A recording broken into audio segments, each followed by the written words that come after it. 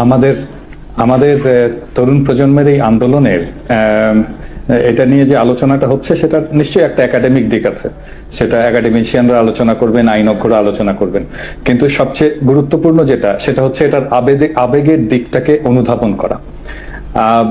যেই দাবিটা এসছে জামাত ইসলামের রাজনীতি নিষিদ্ধ করার, একটা জিনিস বুঝতে হবে, Jamaat was not a mere collaborator, Jamaat was part of east Pakistan provincial government. তারা 4টা মন্ত্রী ছিল, commerce, revenue, industry and education. 4টা মন্ত্রী নিয়ে ইস্ট পাকিস্তান প্রভিন্সিয়াল গভর্নমেন্ট যারা গণহত্যা চালিয়েছে, যারা সেই আর্মিকে, পাকিস্তান বর্বর আর্মিকে নেতৃত্ব দিয়েছে, সেই সরকারের পার্ট ছিল জামাত ইসলাম।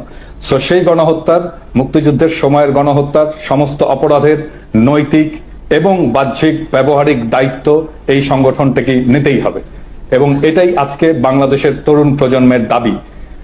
শুধুমাত্র রাজাকারি করা, শুধুমাত্র আল বদর আল শামস বাহিনী গঠন করাই নয়, এই পাকিস্তানি বাহিনীর সমস্ত অন্যায়, সমস্ত অনাচার, সমস্ত বর্বরতা, সমস্ত গণহত্যার সমান পরিমাণে দায়ভার এই রাজনৈতিক দলটির আছে এবং তাদেরকে সেটা নিতে হবে। ডক্টর পিনাকি ভট্টাচার্য, অনেক ধন্যবাদ আপনাকে। আমি কি জামাতের আমির সাহেব, আপনি তাকিয়ে আছেন কেন এভাবে? কিছু বলবেন? কিছু বলতে চান? আপনাদের আরো একটি গোপন তথ্য অতি দ্রুত ফাঁস হবে, সেটি হচ্ছে পাকিস্তানের কাছ থেকে 1000 কোটি টাকা খাইছেন আপনারা। কারা? যারা নাকি বিদেশে বসে আপনারা কথা বলতেছেন, আর এই জামাত শিবির কিংবা জামায়াত ইসলাম যে বাজার আছে, এই পিনাকি বহুরূপী। আস্তে আস্তে সবই কি ফাঁস হচ্ছে। মানে এই পিনাকি যখন নাকি বাংলাদেশে একটা ভুল মেডিসিন বানানোর কারণে 200 জন আপনার শিশু হত্যা করে, সেখানে পিনাকির নামে মামলা হয় এবং সেই মামলার ভিত্তিতে পিনাকি কি আপনার জামাতকে একদম ধুয়ে দেয় যে আপনার পাকিস্তানের আল বদর আল শামস কিংবা এই রাজাকার বাহিনী হচ্ছে এই জামাত। অন্যদিকে জামাতের গোলাম কিংবা জামায়াতের আমির হয়ে গেল এই পিনাকি। হঠাৎ করে কি এমন ঘটনা ঘটলো? সেটি হচ্ছে পাকিস্তানের কাছ থেকে 1000 কোটি টাকা পাইছে এই পিনাকি কিংবা যারা নাকি বিদেশ বসে কথা বলতেছে, অন্যদিকে এই জামায়াত। এর জন্যই পিনাকি যাতে দেশে আসতে পারে কিংবা পিনাকি যাতে বড় একটা সমর্থক পায়, এটার জন্যই তিনি কি সালাম দিয়ে আপনার জামাতের হয়ে কথা বলতেছে। আপনি ভাবতে পারেন যে পিনাকি এক সময় নাকি আপনার জামায়াতের বিরুদ্ধে কথা বলতো কিংবা জামাতকে বিচারের আওতায় আনতে হবে।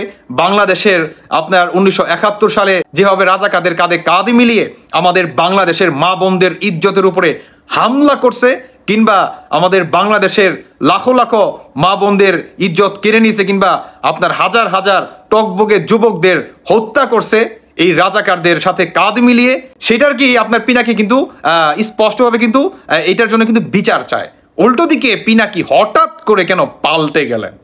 আমার প্রশ্ন, হঠাৎ করে কেন পাল্টে গেলেন? এই পিনাকি কিন্তু বঙ্গবন্ধুর কিন্তু অনেক প্রশংসা করত, কিন্তু হঠাৎ করে বঙ্গবন্ধু কেন স্বৈরাচার হয়ে গেল? এটার কারণ কি? কারণ হচ্ছে মানি ইজ পাওয়ার। আপনারা দেখতে পারবেন, অচিরেই কি দেখতে পারবেন যে এই পিনাকি কিংবা যারা নাকি বর্তমান আপনার বিদেশে বসে কথা বলতেছে, তারা পাকিস্তানের কাছ থেকে মোটা অঙ্কের একটা টাকা কিংবা একটা অ্যামাউন্ট তাদের গাড়াবর্তি মনে করেন ভরে রাখছে, তাদের ব্যাংক ব্যালেন্স ভরে রাখছে যে আমাদের তো পূর্ব যে পাকিস্তান ছিল, যেটা বর্তমান বাংলাদেশ, এটা আমাদেরকে ফিরিয়ে দাও, এটা কি আমাদের ফিরিয়ে দাও। আর এটার জন্যই পিনাকি বর্তমান এই ধরনের কথা বলতেছে। তিনি জামায়াতের আমিরও হয়ে গেছে, দ্বিতীয় আমির এই পিনাকি। এখন আসুন, অনেকেই বলবেন যে তুষার ভাই কথার আসলে কতটুকু যৌক্তিক। আমার কথা হচ্ছে এরা দেশ স্বাধীন করছে, এদের কথার মোতাবেক এরা যদি দেশ স্বাধীন করে থাকে, তাহলে যারা নাকি বর্তমান আপনার বিদেশে বসে বড় বড় লেকচার মারতেছে কিংবা দেশ বিরোধিতা করতেছে, প্রতিনিয়ত দেশের বিরুদ্ধে কথা বলতেছে, দেশকে রসাতলে নিচ্ছে বা নিয়ে গেছে অলরেডি, তারা কেন এখন পর্যন্ত দেশে আসতেছে না? এখন তো আওয়ামী লীগ ক্ষমতায় নাই, এখন তো আওয়ামী লীগের কোনো অস্তিত্ব বাংলাদেশে নাই, তাহলে কেন তারা এখন পর্যন্ত দেশে আসতেছে না? কারণ তারা দেশে আসবে না। কারণ কি তারা দেশে আসবে না? কারণ তারা জানে যে আমরা তো পাকিস্তানের কাছ থেকে টাকা খেয়ে নিছি, কারণ আমরা তো পাকিস্তানের স্বৈরাচার বিদ ছিলাম, আমরা তো রাজাকারের বীজ ছিলাম, এইটার জন্যই আমরা বাংলাদেশে যাব না, কিংবা আমরা যদি বাংলাদেশে যাই, বাংলাদেশে যারা নাকি স্বাধীনতা বিশ্বাস করে এরা আমাদেরকে ছাড়বে না। কি মিলে গেল? বহুরূপী পিনাকি। তাই তো বলি, হঠাৎ করে সালাম দেয় এবং শুরু করতেছি আল্লাহর নামে।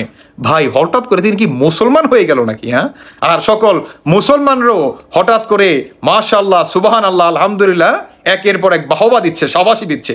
শাবাশ মুসলমান, শাবাশ শাবাশ। আপনারা বর্তমান বিকৃত হয়ে গেছেন এই রাজাকার বাহিনীদের উপরে। শেখ মুজিবুর রহমান তিনি একটা কথা বলতো যে, দেখবা তোমার বাংলাদেশের উপরে যখন নাকি পাকিস্তান কিংবা রাজাকাররা হামলা করব, তাদের বিরুদ্ধে কিংবা তাদের এগেনস্টে তুমি যখন নাকি কথা বলবা, তখন তোমাকে একটা কথাই বলবো যে ইসলাম খাতরা মে হ্যায়। তাহলে আমি একটা প্রশ্ন করতে চাই, যারা নাকি বর্তমান এই ধরনের কথা বলেন, আওয়ামী লীগ কি নাস্তিক? বিএনপি কি নাস্তিক? জাতীয় পার্টি কি নাস্তিক?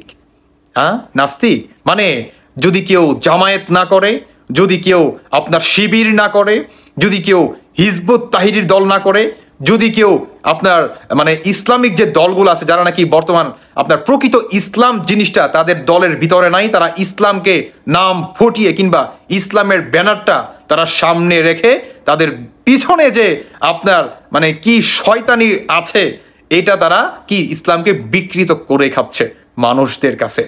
অতি দ্রুত আপনাদের এই মুখোশ উন্মোচন হবে, বাংলার মানুষ অচিরেই দেখতে পারবে। আস্তে আস্তে কি একটু একটু করে যারা নাকি স্বাধীনতার বিরোধিতা করতেছে সবার মুখোশ কি উন্মোচন হওয়া শুরু করেছে, আরো হবে। একটু খালি সবুর করেন।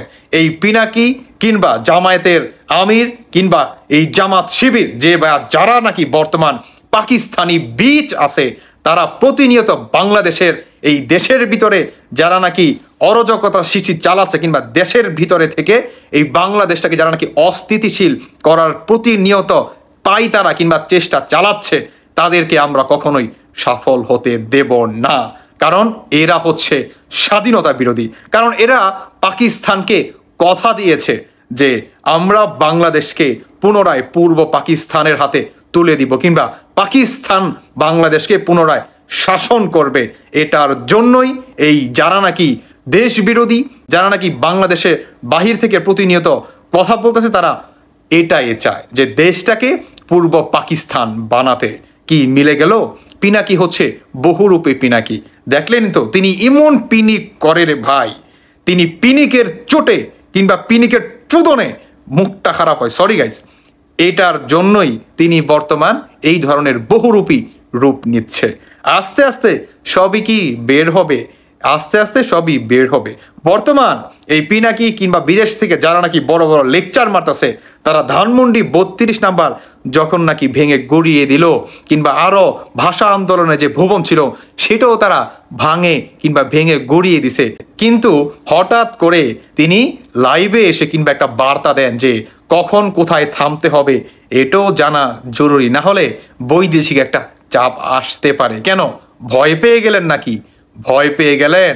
ভয় পাবেন না, যা করার তো তা করছেনই। আপনারা ভুলে যাবেন না, বাংলাদেশ থেকে এই রাজাকার বাহিনীদেরকে অচিরেই আমরা উপড়ে ফেলে দিব। স্বাধীনতার জয় পুনরায় আবার হতেই হবে, হতেই হবে। যারা নাকি রাজাকার আল বদল আল শামস যে বাজার আছে, তাদেরকে বলে দিতে চাই আমরা এখন পর্যন্ত মরে যাই নাই।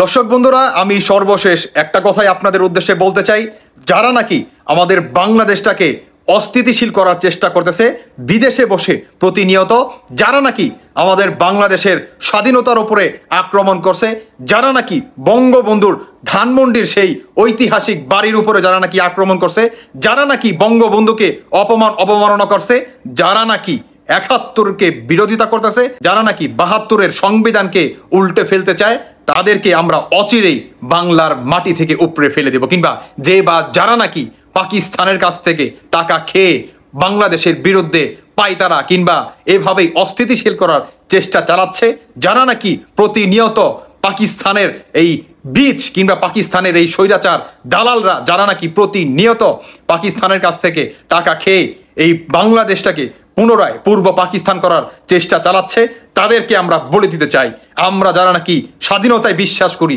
আমরা যারা নাকি বঙ্গবন্ধু এবং শহীদ জিয়ার আদর্শে বিশ্বাস করি, তারা আমরা এখন পর্যন্ত দেশ থেকে মরে যাই নাই, কিংবা তারা এখন পর্যন্ত দেশ থেকে ছিন্ন বিচ্ছিন্ন হয়ে যায় নাই। এদেরকে আমরা অবশ্যই ইনশাল্লাহ উপড়ে ফেলতে পারবো, শুধু সময়ের অপেক্ষা মাত্র। খেলা কি শুরু হয়ে গেছে ইনশাআল্লাহ। জাতিসংঘ কিংবা বহির্বিশ্বে থেকে যে চাপ, সেই চাপ প্রতিনিয়ত এই অন্তর্বর্তীকালে সরকার যে আছে সুদখোর ইউনূস, তিনি প্রতিনিয়ত সেই চাপের মুখাপেক্ষী হচ্ছে কিংবা আরো হবে। এটা দেখতে থাকুন। যারা নাকি দেশ বিরোধী, যারা নাকি স্বাধীনতা বিরোধী, এরা অচিরেই ধ্বংস হয়ে যাবে, আর পুনরায় ইনশাল্লাহ বিজয় লাভ করবে যারা নাকি স্বাধীনতায় বিশ্বাস করে এবং ৭১-এর সৈনিকেরা বা স্বাধীনতার সৈনিকেরা। দেখতে হবে ইনশাল্লাহ কতটুকু কিংবা কত দূর যেতে পারে এই স্বাধীনতা বিরোধী যে বাজারা আছে।